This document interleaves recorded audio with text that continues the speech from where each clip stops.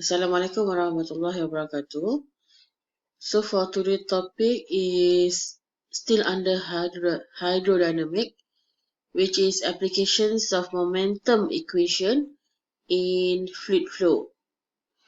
Okay, the overview for this subtopic, you need to apply momentum equation in fluid flow, and then you need to know momentum equation for two-dimensional flow, forces on stationary flat object, and another one is forces on an inclined plane. For learning outcome, at the end of this lecture, you must able to correlate the principles of conservation of momentum and also momentum equations on stationary object, and evaluate and solve jet impact problems on stationary flat or curved object by applying momentum equations and propose suitable solution to it.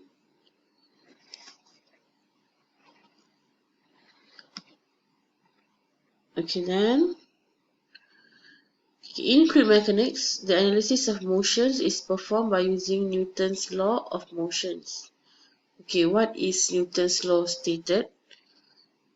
It stated that the rate of change of momentum of a body is equal to the resultant forces acting on the body and take place in the directions of the force. Okay, means that momentum in equals to momentum out. Okay, so you can see here we have area 1 and area 2, V1 and V2, and also density 1 and density 2. Okay, so mass entering the tube kita calculate as volume times density. And then mass leaving stream tube, we also calculate volume times density. Okay, for momentum of fluid is mass times velocity. Same also as leaving stream tube, mass times velocity. Okay, so we derive the formula of force exerted by the fluid, or force is equal to the rate of change of momentum. So force equals to rate of change of momentum. So we calculate as force equals to density times Q flow rate times volume 2 minus volume 1, or velocity 2 minus velocity 1. And then density times Q is actually the mass flow rate, so we can replace as M.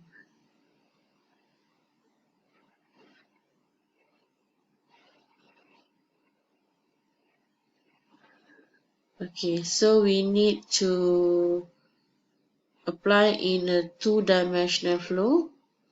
So you can see here we have V1 and also V2, and then we have in different directions, which is X directions and also Y directions. The momentum and force can be resolved into components in X and Y direction. Okay, so we can see here, we apply for resultant for Fx first. So we need to calculate for Fx first. So we have density times Q minus times dengan V2 cos theta at 2 minus V1 cos theta at 1. Okay, and then finally we get density times velocity at 2 minus velocity at 1. And then we have for Y direction is still the same, but for Y directions we resolve to sine theta. Okay, and then only we calculate the resultant force, which is fx square plus fy square root. And then we can get the angle for resultant force by calculate antitangents of fy over fx. Okay, then we can summarize the total force exerted on the fluid equals to rate of change of momentum through the control volume. Okay, here we can see that the F is actually divided into three types of forces, where when we calculate F totals is equals to F1 plus F2 plus F3. Okay, as we all know, what is F1? F1 is referring to the fluid in the control volume by any solid body within the control volume or coinciding with the boundaries of the control volumes. Means that the force that enter the solid body or hit the solid body we call as F1. So all the force in a pipe or in a container must have F1. And then what is F2? F2 is referring to exert in the given directions on the fluid in the control volume by body forces such as gravity. F2 is effect of gravity. So if the pipe is in horizontal plane, means that there is no gravity for that pipe. So only vertical type pipe has the F2 as force. Okay, if tak ada force, kita consider F2 is 0. And then we also have F3. F3 is force exerted in the given directions on the fluid in the control volume by fluid outside the control volume. Okay, means that F3 is the movement from one point to one point. So basically we don't have the F3. So for your case, we only apply the F1. Okay, the force exerted by the fluid and the solid body touching the control volume is opposite of F1. So the reaction force is R and given by negative R. Okay, F equals to negative R. Also we can write as R equals to negative F. Okay, the opposite force for the F1 we consider as R, resultant force or reaction force. Okay, so let's go through the examples to make you more understand. So we have tapering pipe with different diameter actually, and the velocity increase because the diameter is decreased. So we can just calculate. We need to find the Q flow rate. Q equals to area times the V. So we have the area with diameter of 0.5 and the velocity is 2. So you get the Q is 0.4 meter cube per second. Just substitute into the formula F, which is referring to F1 here. So density which is water 1000 times 0.4 times 4.5 actually here. 4.5 minus 2. Okay, so you can calculate back the answer.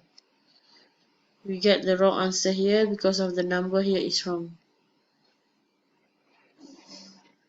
Okay, and then we have forces on stationary flat object. So this is the object, halangan here. So when the water hit the halangan, we have the forces. Okay, so we see here, we have area with diameter of 0.025, so we can find the area here. And then we have the Q. From the Q, we can get the V, velocity. And then velocity 2 is 0, because when you hit the block or object, the velocity becomes 0. So you can calculate R. R is actually F, negative F. Okay, R is coming from here.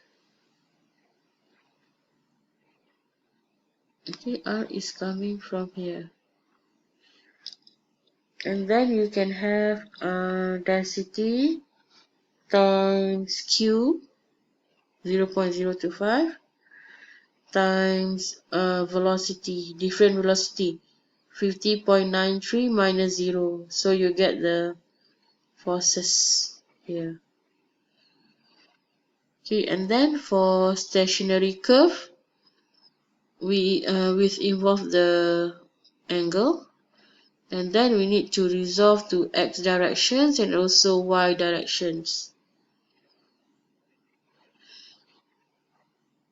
Okay, this is related to a jet of water, okay, with deflected horizontally by a 90 curve vane. The water jet has diameter of 20 mm and velocity of 5 meter per second. Find the force required to hold the vane. Okay, this is stated that it is horizontal, so we don't have the F2. And then we also don't have the F3, so we just resolve to F1.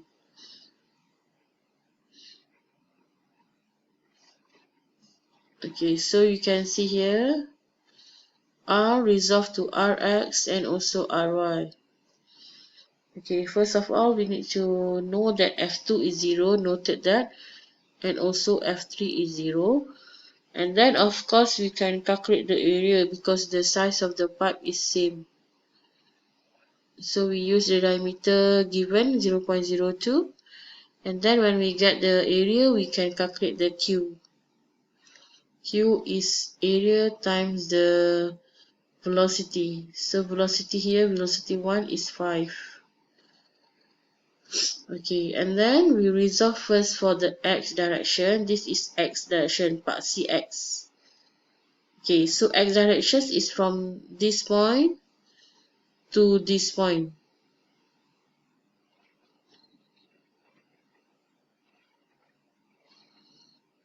Okay, to this point. So V1x, V2x. So V1x is 5, V2x is 0. Because bila water sampai kat sini, dia akan jadi perlahan. So dia akan tak ada velocity kat sini. Sebab tu dia 0. Okay, and then we can just calculate the fx directions using f1x equals to negative r. Density times q times difference of velocity, 5 minus 0. So you get the force for x direction. And then we calculate for y. This is part cy. So referring to here. So from 0 to V2. So we consider V1y is 0. V2y is 5. And then just calculate for y directions. We get the force for y using the same formula.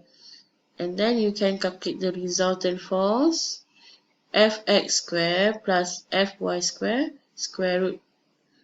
Then only you can get the resultant tangent force, which is at 45 degrees. Okay.